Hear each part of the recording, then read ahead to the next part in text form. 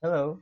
So our topic for this hour is about K nearest neighbor.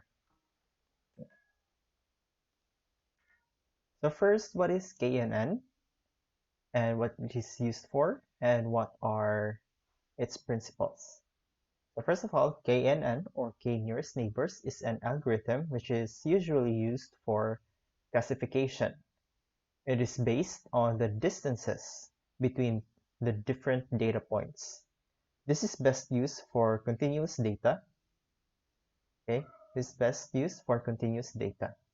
However, additional pre-processing, such as normalization, might be needed. So I'm appending a resource about normalization at the end of the slides. So you might want to check it out. Basically, the main idea of normalization is that murag yung gina-reduce. Let's just say, for example, you have two variables x and y, and then ang x kay ang iyang range is 1 to 10 lang, and then ang y kay ang iyang range kay 1 million to 1 billion.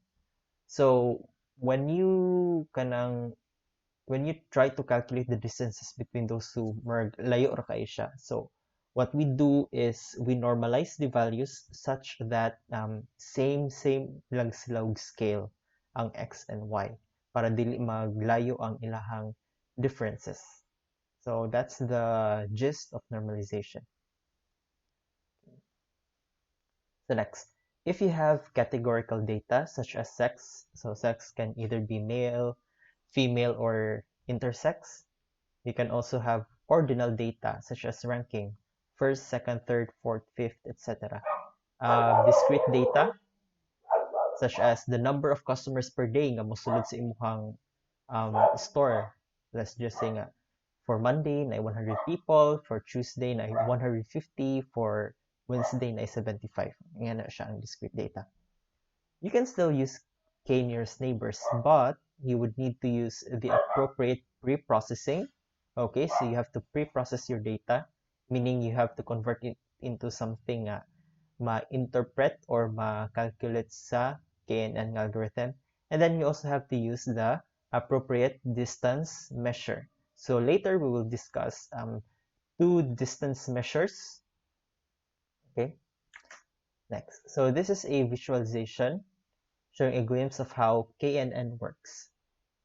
So we ask the question, where does the black dot belong? So here we have our black dot. And then we set our k as 3, so meaning we get the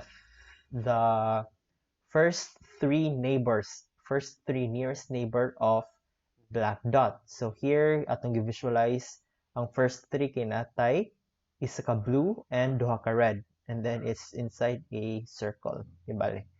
Mo na siya bali ang range sa kanang area nga na-cover sa nearest nga neighbor.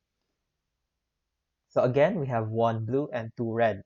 So ang balik ta sa atong question, what is the class of the black dot, or where does the black dot belong?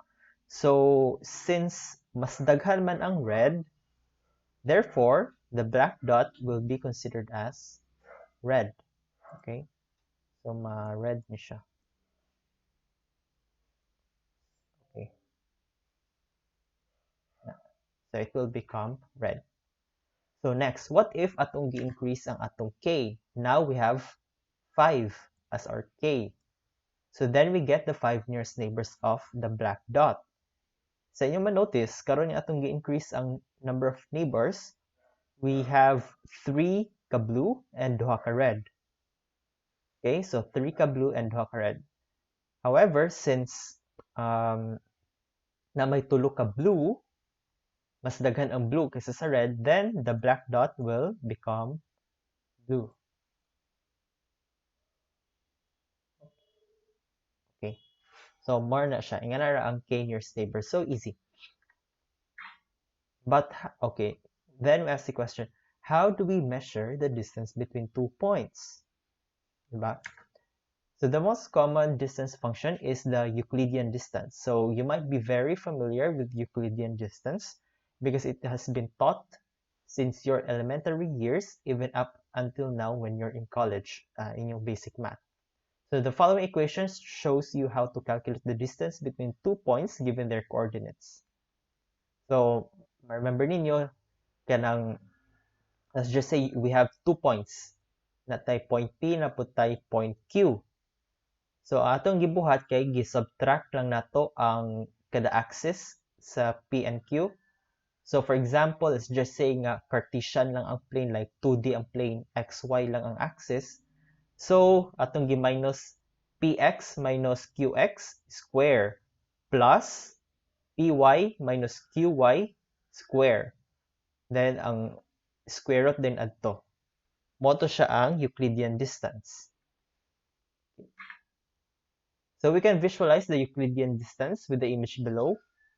Diba? Mo ni siya ang Euclidean distance nato, kaning line between P and Q.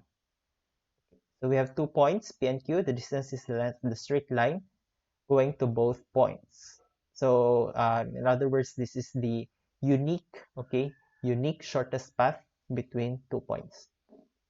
So let's just say that the coordinates of P is 1, 2, and the coordinates of Q is 5, 4. Then the Euclidean distance is as follows. So notice nga ang natay two-dimensional, okay? Two-dimensional ang atong plane or two-dimensional atong data. By that meaning, nalang tay duha ka columns. We have our x, okay? Marg natay x-axis and then y-axis. X-axis or y-axis. However, based sa equations ubos, ang iyong gigamit kay I. Okay? So, ang mahitabo ani kaning first kay mahimo ni siyang I1. Okay? And then kani I2. Same goes with dito sa other point. We have I1. Okay, I1 and then I2.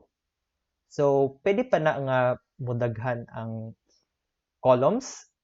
Okay? Pwede pa na nga mudaghan ang dimensions sa kada point. So, pwede na 3, 4, 5, 6, 7, 8, 9, 10 or yeah, more than 10 pa ang columns sa imo data. But anyway, so let's try to solve the Euclidean distance between P and Q. So we first ato ning isubtract ang I1. So first isubtract ang I1 kani 1 and 5.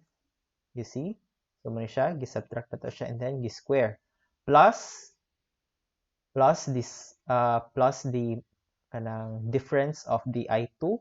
So mo ni ang atong I2 kaning 2 and kaning 4. And then mo ni siya. And then atong gi-square. After subtracting square, so na natay 16 plus 4. So square root of 20 dayon kay 4.47. So meaning kaning distance between P and Q kani siya kani nga straight line. Okay.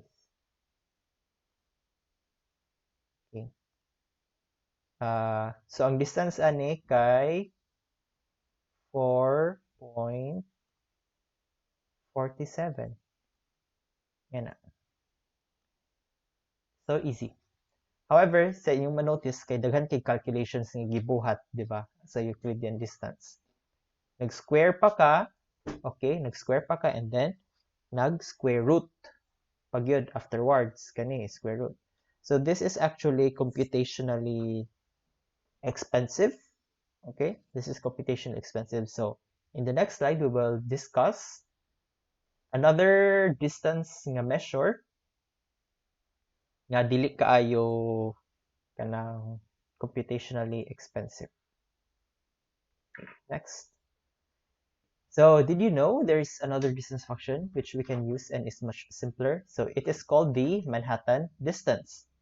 The name Manhattan distance is most likely derived from Manhattan, New York. Notice how the city is laid out. Okay? Take a look below. Tanawa below. Notice nga mura siya grid. Dili gid mura grid gid siya. Grid ang layout sa Manhattan, 'di ba? You have blocks and then you have your roads nga straight lang. So what if you want to take a walk from the Morgan, okay? Magbaklay daw kuno ka. Oops.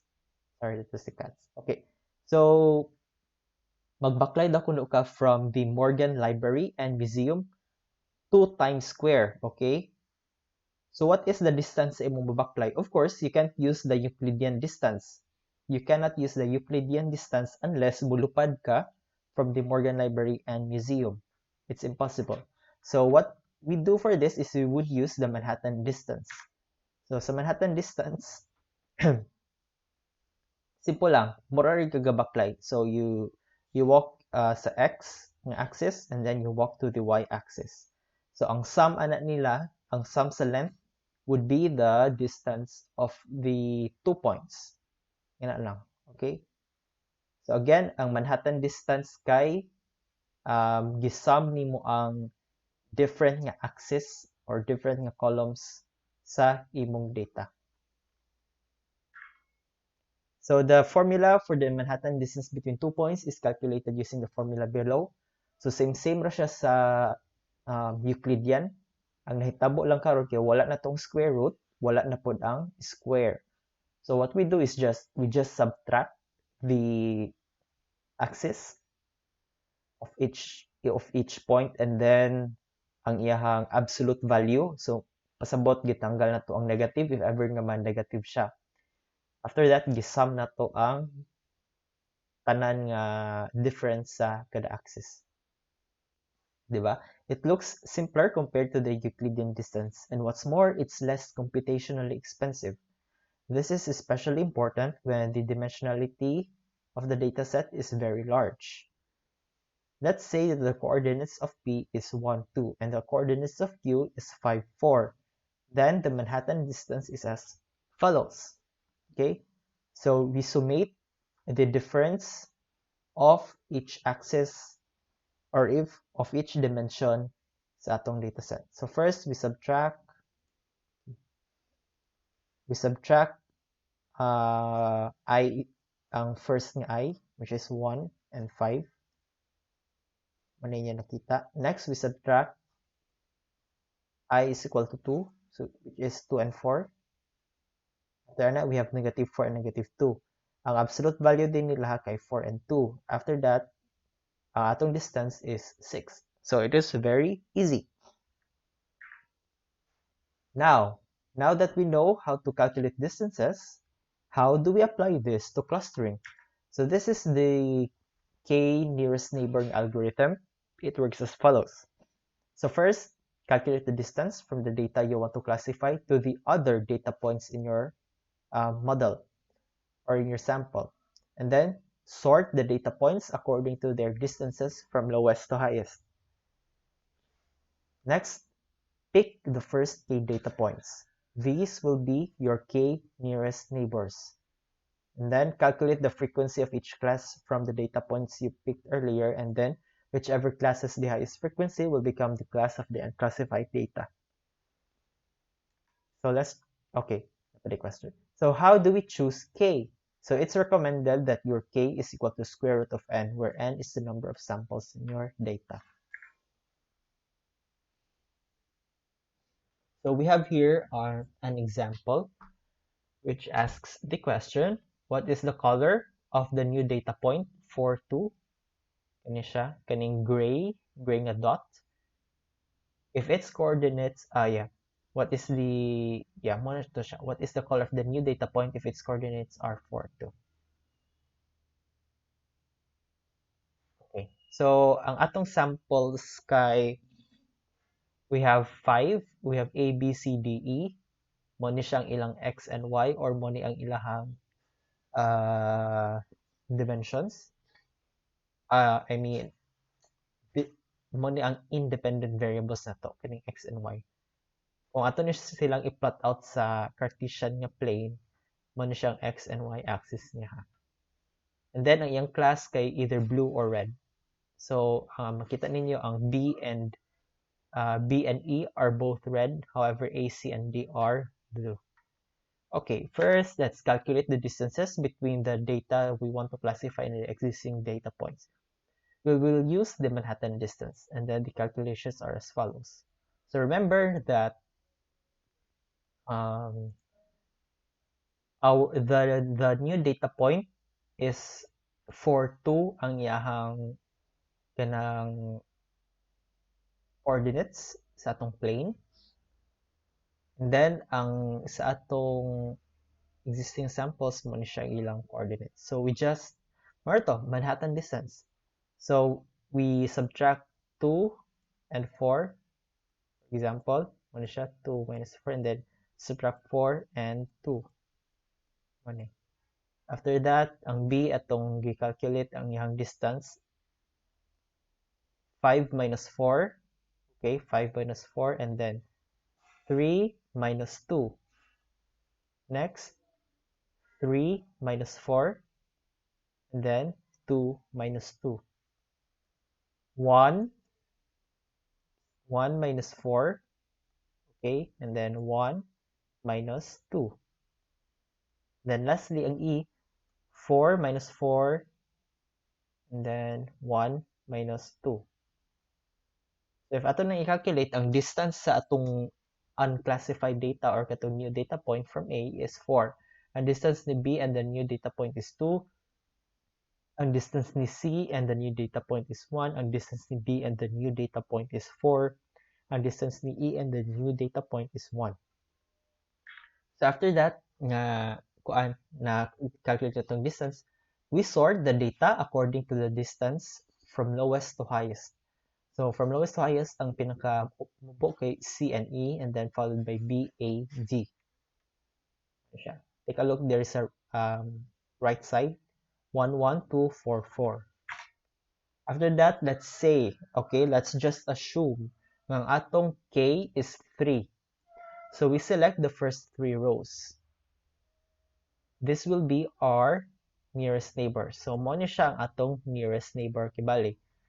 After that, we identify na kung unsa ang class sa atong new nga data point. So ato sang i-count.